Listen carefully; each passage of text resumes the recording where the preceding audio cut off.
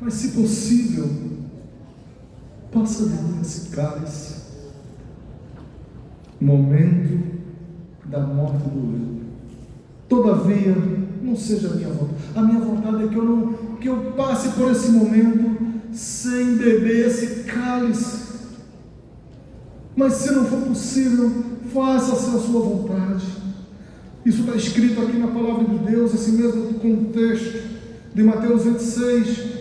E quando ele ora pela segunda vez, no versículo 42, ele diz: e seguindo segunda vez, orou dizendo: meu Pai, orando pela segunda vez, meu Pai, se este cálice não pode passar de mim sem eu o beber, faça-se a sua vontade.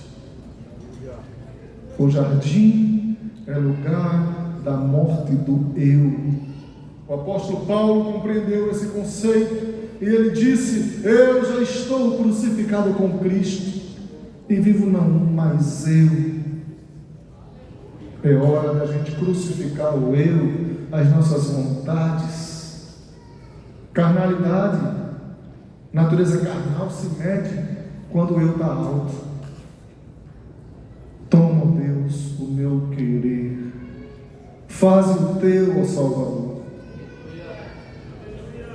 O jardim também é um lugar de renúncia. Ele disse: esse cálice não pode passar de mim sem que eu o beba. Faça-se a sua vontade. Eu renuncio à minha vontade. Eu não queria beber esse cálice. Eu vou à cruz. Eu pago o preço. Eu substituo o pecador na sua penalidade.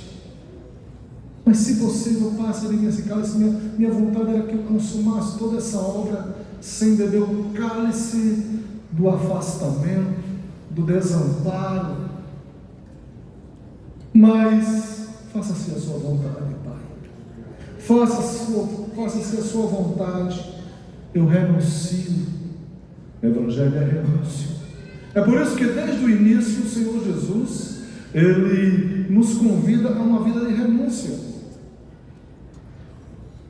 Renunciar a si próprio e tomar cada dia a sua cruz e segui-lo. Isto é o Evangelho. Isto é o verdadeiro Evangelho. Evangelho é renúncia.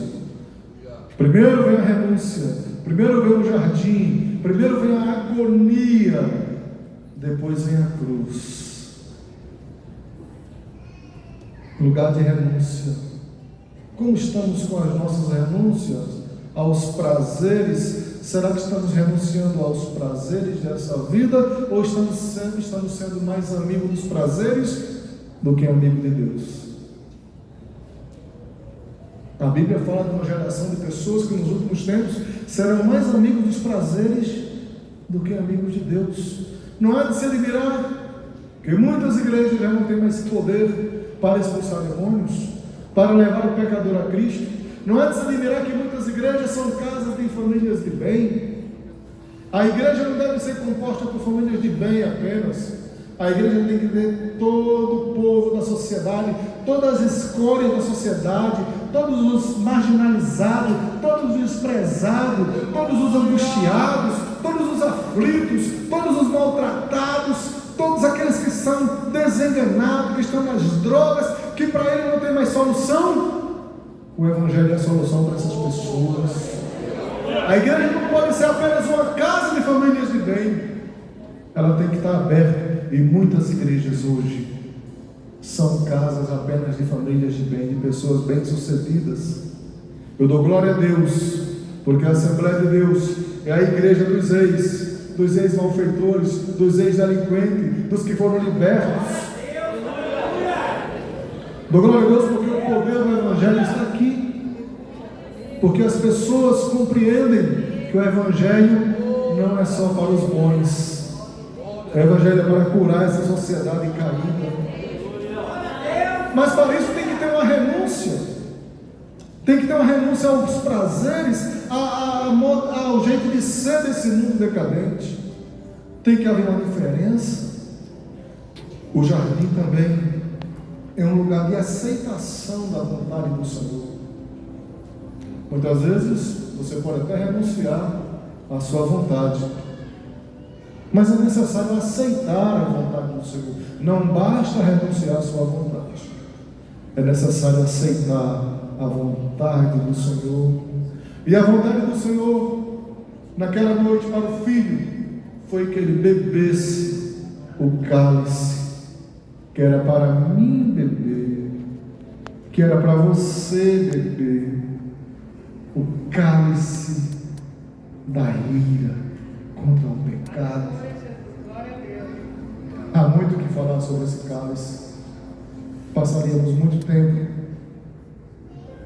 Esse cálice está em todo o contexto da Bíblia, está descrito como a resposta, como o justo julgamento de Deus contra o pecado. Não havia ninguém, nem no passado, nem no presente, nem no futuro, que pudesse beber esse cálice pela humanidade. Mas um dia o Senhor Jesus se dispôs a renunciar à sua vontade e aceitar a vontade do Pai. Ele bebeu o cálice que era meu e que era seu. O jardim também é um lugar de clamor e lágrimas. Não pense que foi uma oração assim, calma, apenas, pacata, silenciosa. A Bíblia diz lá em Hebreus capítulo 5, versículos 5 a 7, que ele, nos dias da sua carne, ele ofereceu a Deus orações com grande clamor e lágrimas. Com grande clamor e lágrimas. Aqui no texto de Lucas, a Bíblia diz que ele foi segunda vez orar. Na primeira vez que ele orou, ele disse: Pai, se queres, passa de mim esse cálice, todavia não se faça a minha vontade, mas a tua. Apareceu um anjo e o confortou. Eu imagino que aquele anjo veio com um conforto para dizer: você vai passar pelo cálice, você vai beber o cálice. Eu estou te confortando, eu estou trazendo esse conforto extraordinário para que você beba. E no versículo seguinte diz: e posto em agonia, orava mais intensamente, e o seu suor tornou-se em grandes gotas de sangue que corriam até o chão.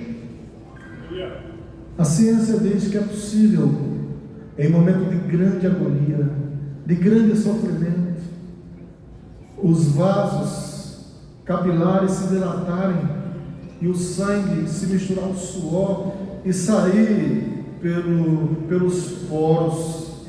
Imagina o que aconteceu com o Senhor, a agonia que ele passava naquela noite fatídica do jardim, ao saber que teria que beber o cálice do afastamento de Deus por mim e por você. E posto em grande agonia, orava mais intensamente. Ele se lembrou de mim e de você naquela noite. Como diz o antigo hino, que diz: foi assim que Deus o Pai do céu ouviu o seu clamor, e o seu Espírito sobre o Filho manifestou. Foi então, neste momento, que de nós ali lembrou, gotas de sangue por nossas culpas ele soou. Passou a agonia do jardim, orava mais intensamente.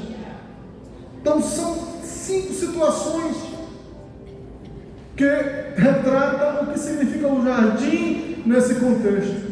E se a minha vida, e se a tua vida está identificada com Cristo, nós também passamos no jardim com Ele. Não é você que canta? Com Jesus eu também no jardim quero estar, no jardim constante oração. Com Jesus a minha alma deseja estar. Então vamos entrar nessa noite no jardim com Ele. Vamos, como diz Hebreus capítulo 13, versículo 13, saiamos, pois, a Ele, fora do arraial, se identificando com os seus sofrimentos, com as suas feridas.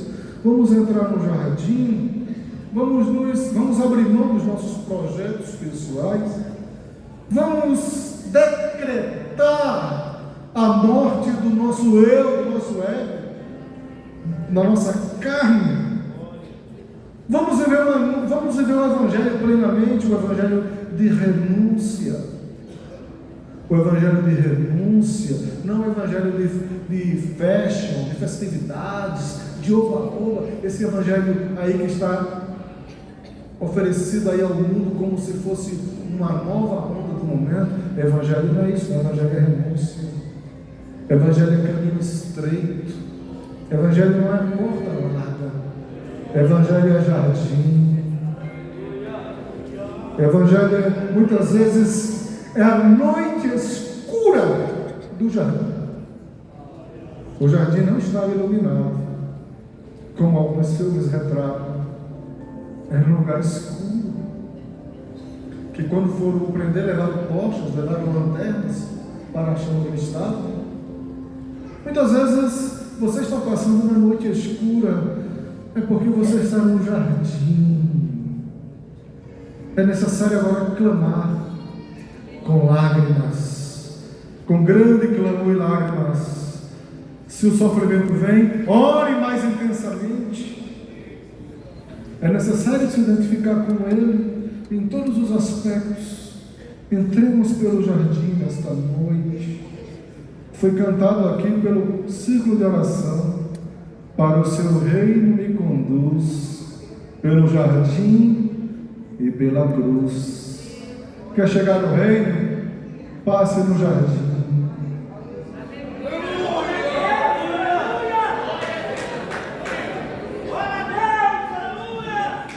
Muitos pregam somente o reino, mas o hino diz: para o seu reino me conduz, pelo jardim e pela cruz.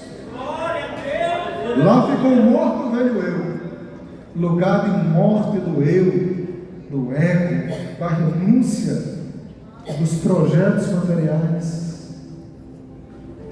Lá deu o Espírito reviveu. Se você nessa noite está passando por um momento escuro, por um momento de aflição, de agonia, há um segredo para ser ouvido. Clame com lágrimas, ore intensamente.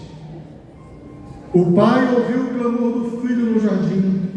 O texto de Hebreus diz que nos dias da sua carne ele ofereceu orações com grande clamor e lágrimas ao que o podia salvar. Veja só o que diz esse texto aqui, Hebreus capítulo 5, versículos 5 a 7. A palavra de Deus diz assim, capítulo 5, versículo 5: assim também Cristo não se glorificou a si mesmo para se fazer sumo sacerdote, mas glorificou aquele que ele disse: tu és meu filho, hoje te gerei. Versículo 7: o qual nos dias da sua carne, oferecendo com grande clamor e lágrimas, orações e súplicas ao que o podia livrar da morte, foi ouvido quanto ao que temia, ainda que era filho, aprendeu a obediência por aquilo que padeceu. Esse sofrimento que você está passando não é sem propósito. Há um propósito de Deus. Não questione o Senhor dizendo por quê. Você pode perguntar somente assim: para quê? Sabendo que Ele está com um propósito em tudo isso. Ele foi ouvido no seu clamor, mas não totalmente. Foi no jardim que o pai disse ao filho: olha, eu atendo este pedido, mas esse outro, a resposta foi não. Se o filho recebeu um não da sua boca, quem somos nós? para querer decretar, mas eu decreto, eu não aceito, eu determino. Nós não somos ninguém. Como diz o antigo cântico do grupo Logos, né? Se as pontas aguçadas da coroa te feriram, ó cabeça, eu que sou corpo, parte do teu corpo, não devo reclamar. Se as pontas dos espinhos feriram a cabeça, imagine nós que somos corpo, parte do corpo. O jardim é lugar de clamor e de lágrimas. Não só, como diz o antigo hino do cantor cristão, não só na cruz, mas no jardim, agonizou e foi por mim. A agonia começou no jardim, mas também no jardim começa também a derrota do império das trevas. Há um paralelo entre o Éden e o jardim do Getsemane.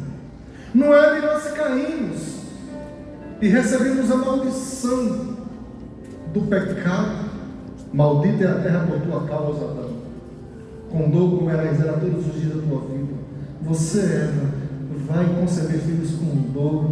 A tua vontade será para o teu marido. Você, Adão, vai comer o pão com o sol do teu rosto, mas todos os dias com dores. A terra não vai dar mais essa força. Você vai adoecer, você vai ter problema. A natureza se tornou passageira, degradada. Agora começou esse processo de entropia, de degradação, de dissipação. Enfim, há um decreto de maldição, não só sobre os homens, mas sobre a própria natureza. No jardim, recebemos a maldição. Quando digo recebemos, é a raça humana, a humanidade. Mas no Getsemane, Jesus nos levanta e assume essa maldição por nós. No Éden, nós caímos e recebemos maldição. No Getsemane, Jesus nos levanta e assume a maldição no nosso lugar. O hino 6 da harpa diz: tu na maldição da cruz demonstraste o teu amor em clamar, Senhor Jesus, Pai, perdoa o pecador. No Getsemane ele bebe o cálice que era nosso. Ele enfrenta o afastamento, o apartamento de Deus. Não é moradia de condomínio, não, é apartamento de se apartar. Ele sofre o apartamento do Pai. Aquele apartamento que Adão sofre, que Eva sofre, que a raça humana sofre, o Senhor Jesus assumiu. Por isso que ele grita na cruz: por que me desamparastes? Esse é o cálice. No Éden nós somos afastados de Deus. No Getsemane Jesus toma o lugar do afastamento para nos aproximar de Deus. Ele nos abriu a porta e nos reconciliou. Chegai-vos a Deus, Ele se chegará a vós. Chegar a Deus agora não é mais um privilégio dos sumos sacerdotes. Agora todo o povo é chamado à salvação. Deus, não levando em conta os tempos da ignorância, anuncia agora em todo lugar, em todo mundo, que as pessoas se arrependam. A porta está aberta. Deus está chamando as pessoas a se aproximar de Deus. Mas eu sou um pecador, eu não tenho como me aproximar de Deus. Esse também era o grito de Jó ano passado. Ele diz: se eu soubesse que eu poderia achar, então eu iria até o seu tribunal, achando-se incapaz de se chegar a Deus, e era mesmo. Se você pensa nessa noite que Deus está longe, a Bíblia diz que Ele está perto e está te chamando, porque a porta está aberta. Jesus cumpriu a penalidade em seu lugar. A porta está aberta nesta noite. No Getsemane, Jesus tomou o lugar que era nosso, de maldição, de afastamento, e nos aproxima de Deus. Se alguém pecar, temos um advogado para com o Pai, Jesus Cristo, o justo. Ele é a propiciação pelos nossos pecados, e não somente pelos nossos, mas pelo do mundo inteiro. Propiciação quer dizer tornar propício, aproximar as pessoas de Deus. Você que está longe nessa noite, se aproxime de Deus, porque o advogado Jesus está aqui. Ele pega na sua mão e te leva até o Pai. Ninguém vem ao Pai senão por mim. Ele pagou o preço. No Éden, o inimigo teve uma aparente vitória, porque ele aparentemente arruinou a raça humana. O homem perdeu a comunhão com Deus. O homem passou a ter vergonha de Deus. O homem perdeu várias habilidades naturais, mas o mais precioso que ele perdeu foi a comunhão. Foi ter vida abundante. E ele perdeu e foi expulso da presença de Deus. E o inimigo achava que teria alcançado vitória plena com isso aí. Mas a Bíblia diz que Jesus é o Cordeiro que foi morto antes da fundação do mundo. Nada surpreende a Deus. A tua luta nesta noite não surpreende a Deus. Ele está no controle.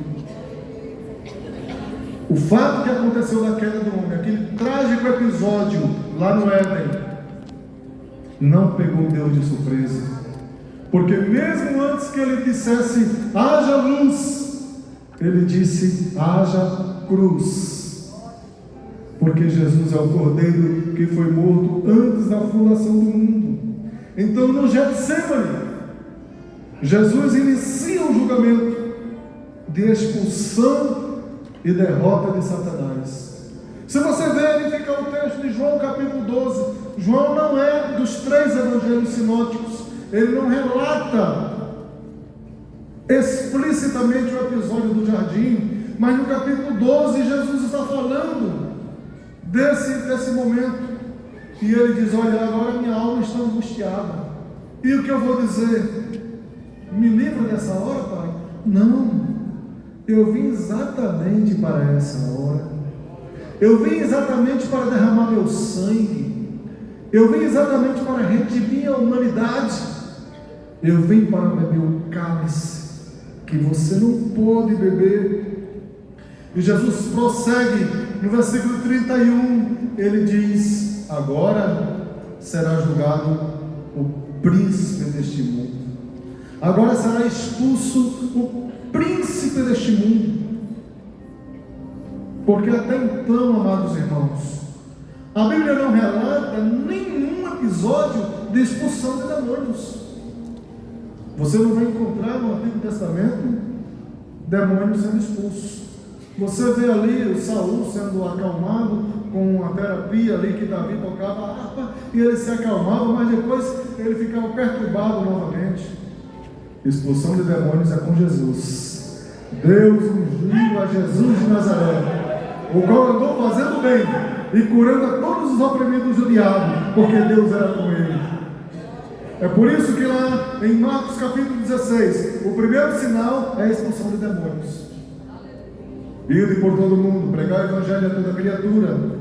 Quem crê e for batizado será salvo, quem não crê será condenado. Esses sinais serão os que crerem, em meu nome expulsarão os demônios. É o primeiro sinal da libertação, é o primeiro sinal da evangelização. A igreja tem que ter esse poder. Se você não expulsar demônio, você está em falta, porque é você que tem que expulsar. Não são os anjos que têm que expulsar demônio, não são os ímpios que têm que expulsar demônio. Quem tem que expulsar demônio são os crentes. Os crentes que têm que expulsar os demônios. Em seu nome os demônios serão expulsos. E Jesus diz: agora será a derrota. Agora é o julgamento do príncipe desse mundo. E eu, quando for levantado da terra, a todos atrairei a mim. Ele está falando da sua crucificação, ser levantado aos olhos dos que não entendem, sinal de derrota, sinal de morte, sinal de rua de cruz, emblema de vergonha e dor. Mas no mundo espiritual, ali está havendo uma revolução. Ali está sendo o início do julgamento e da derrocada do reino das trevas. A Bíblia diz que ele triunfou sobre todos os demônios na cruz.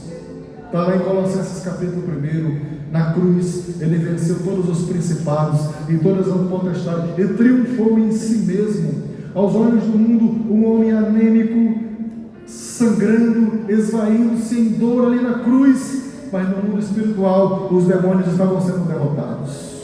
O reino das trevas estava em colapso. E o príncipe desse mundo sendo julgado. Na cruz, pela morte, ele aniquilou o que tinha o império da morte. A Bíblia diz aqui em Hebreus, no capítulo 2, depois você vai ler. E visto como os filhos, versículo 14, participam da carne e do sangue, assim também ele participou das mesmas coisas, para que, pela morte, aniquilasse o que tinha o império da morte, isto é, o diabo, e livrasse todos os que com medo da morte estavam por toda a vida sujeitos à servidão. Havia um pavor da morte, havia um medo da morte, havia uma insegurança espiritual quanto ao destino eterno. Mas quando Jesus vem e toma as chaves da morte do inferno, quando ele derrota todo o império, toda a potestade e força, ele diz: olha, vocês que estavam com medo da morte, não tenham mais medo, porque o príncipe desse mundo está julgado. A obra foi feita. No Éden, aparentemente o inimigo teve uma vitória, mas no jardim, quando ele diz: eu vim para essa hora, a minha alma está angustiada, mas eu vim exatamente para essa hora. O príncipe deste mundo, chegou a hora dele ser julgado. E quando eu estou sendo levantado da terra, estou atraindo a todos. Agora não precisa mais ter medo da morte. Por Adão o pecado no mundo entrou. Ninguém desta lei se podia libertar. Mas o Filho do Homem por nós triunfou. Nele podemos do mal ressuscitar. Se você que entrou nesta noite com medo da morte, com insegurança quanto à sua salvação, Jesus está aqui para te garantir vitória. Eu quero convidar a igreja para estarmos em pé. Para o seu Filho me conduz pelo jardim e pela cruz. Lá ficou morto, velho eu, lá meu espírito reviver, e há de sempre meu Senhor. Você que aqui nesta noite, venha ser guiado por Jesus. Onde está uma pessoa para Jesus? Venha Jesus nesta noite. Venha Jesus no início desse ano. Venha agora para Jesus. Venha para Jesus. Onde está uma primeira pessoa para Jesus?